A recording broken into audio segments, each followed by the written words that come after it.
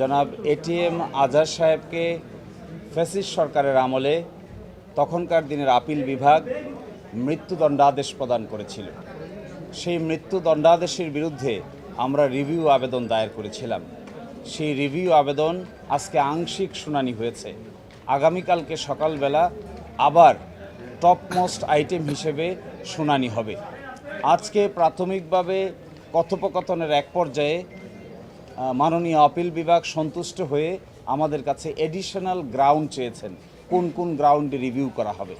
তার জন্য আমরা 60টি গ্রাউন্ড তৈরি করা হয়েছিল আগেই।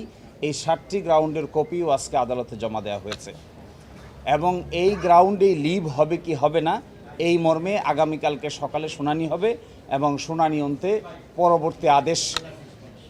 আদালত পরবর্তী আদেশ প্রদান করবেন।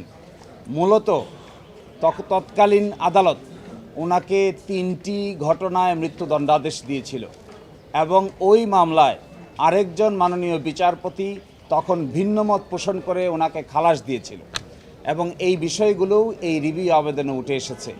আমরা আশা করি আগামীকালকে মাননীয় আদালত আমাদের এই এডিশনাল গ্রাউন্ডে লিভ মঞ্জুর করে পরবর্তী করণীয় সম্পর্কে আমরা আদালতের নির্দেশনা অনুযায়ী পরবর্তী পদক্ষেপ গ্রহণ করব।